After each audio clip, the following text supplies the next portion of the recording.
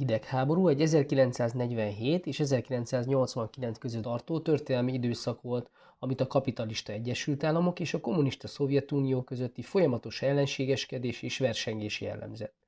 A második világháború után ez a két szuperhatalom érdekszférákra osztotta a világot, amiknek a határán bontakoztak ki a hidegháborús konfliktusok. Az egykor francia tőkéből épült Szuezi csatorna Egyiptom területéhez tartozik, amely az európai országok számára a távol-keleti kereskedelem szempontjából kiemelkedően fontos, hiszen Afrika megkerülése helyett egy jóval rövidebb, így olcsóbb útvonalat jelent. A 19.-20. században különösen nagy figyelmet kapott a helyszín Nagy-Britanniától, ami hatalmas gyarmatbirodalommal rendelkezett. Nagy-Britannia a csatornát működtető társaság egyik fő részvényese lett, és az egyiptomi politikai viszonyok ellenőrzését is megszerezte.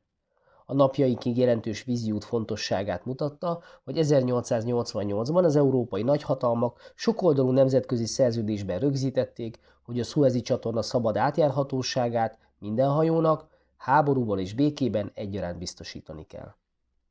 A második világháború után a gyarmati világban változások történtek, és politikai fordulat történt Egyiptomban is, ami fontos előzménye lett a Szuezi csatorna körül kirobbant válságnak.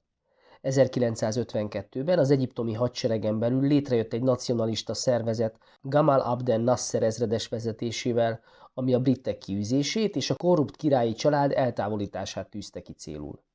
Míg ugyanebben az évben 90 fiatal tiszt lemondásra kényszerítette az egyiptomi uralkodót és az örökösét, és Egyiptomban kikiáltották a köztársaságot. 4 évvel később Nasser vezetésével újabb politikai fordulat következett be. Az új alkotmányban eltörölték a többpártrendszert, Egyiptomot pedig Nasser elnök vezetésével iszlám szellemiségű, szocialista arab állammá szervezték át. Az államfő az országa függetlenségét hangsúlyozta, nagyszabású mezőgazdasági és ipari reformot hirdetett meg, és kinyilvánította az arab országok politikai és katonai összefogásának szükségességét is. Már a politikai fordulatok előtt létezett egy terv, ami a Níluson épített gigantikus méretű duzzasztógáttal az egyiptomi gazdaság fejlesztésében játszott volna szerepet.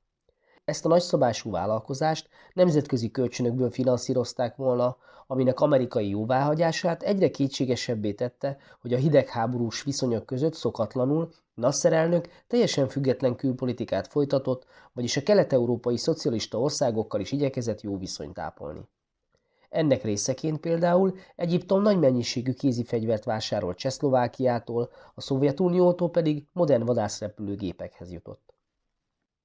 Miután 1956-ban az ENSZ egyik szakosított szervezete, a Világbank, a Níluson tervezett grandiózus gát felépítéshez szükséges kölcsönt megtagadta, Nasser a Szuezi csatornát működtető részvénytársaság államosítása mellett döntött.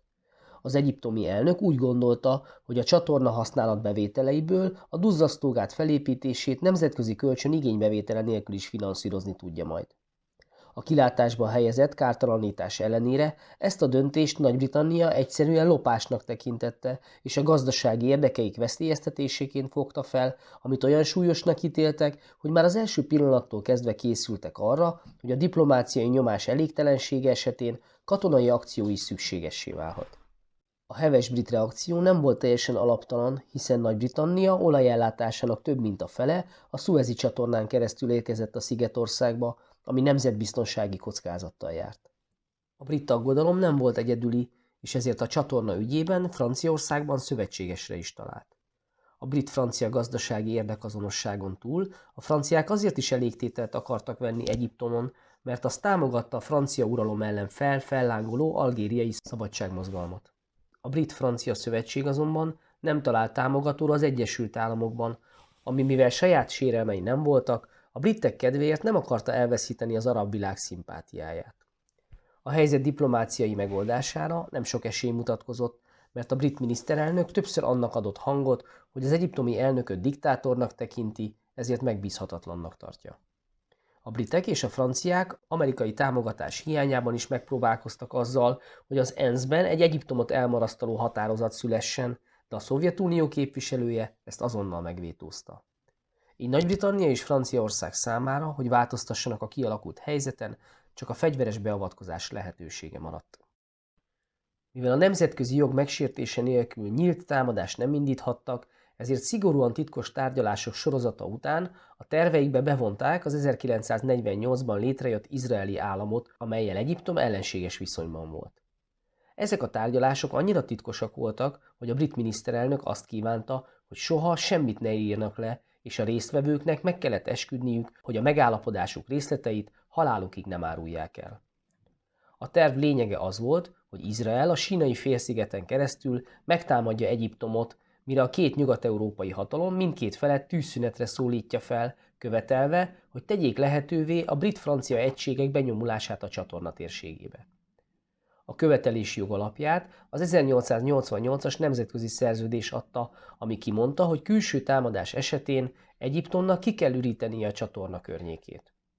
A titkolózásra és a diplomáciai ködösítésre azért volt szükség, hogy a londoni kormány a katonái felvonultatásával a nemzetközi közvélemény előtt ne agresszornak, hanem a rend helyreállítójának látszon. A szigorúan titkos brit-francia-izraeli megállapodás alapján, amiről az amerikaiak semmit sem tudtak, az izraeli hadsereg 1956. október 29-én támadást indított Egyiptom ellen, megszállta a Sínai félszigetet, majd 2 nappal később a brit-francia intervenciós erők is megkezdték az akciójukat. Minden bizonnyal együttes erővel sikeres háborút vívtak volna Egyiptom ellen, és az eredeti céloknak megfelelően megdönthették volna Nasser hatalmát is, ha a nemzetközi közvélemény nem fordul egyöntetően a támadók ellen. Az újraválasztására készülő Eisenhower elnök azonnal tűzszületett és a hadműveletek leállítását indítványozta az ENSZ közgyűlésében, majd ultimátumban fenyegette meg Nagy-Britanniát. A megrettent brit miniszterelnök a franciákat is megdöbbentve végül a hadműveletek egyoldalú leállítása mellett döntött. A sikeresen indult katonai beavatkozás tehát megalázó politikai kudarccal végződött Nagy-Britannia számára, ami ráadásul a brit-francia viszonyt is megrontotta. A csapataikat kivonták Egyiptomból, amiknek helyét az ENSZ békefenntartó alakulatai vették át. A konfliktus egyértelmű politikai nyertese Nasser elnök lett, aki az áldozat szerepébe kényszerítve erkölcsi győzelmet aratott, és ezt felhasználva a pánarab törekvések egyik élharcosává lett. Míg a Szovjetunió is hasznot húzott az incidensből, mert a napokkal a szuezi válság előtt kirobbant magyar forradalom erőszakos leveréséhez, vagyis a nagyhatalmi beavatkozáshoz tökéletesen időzített precedenst kapott nyugatról, és a válság miatt a nemzetközi figyelem is elterelődött. Remélem érthető volt és segített ez az összefoglaló. Ne feledd, a podcast leírásában próbára teheted a tudásodat is ezzel a témával kapcsolatban. A linkre kattintva megjelenő űrlapon az összes eddigi, ehhez a témához tartozó, egyszerű választ igénylő érettségi feladatot meg tudod oldani, és a végén a jó megoldásokat is megnézheted.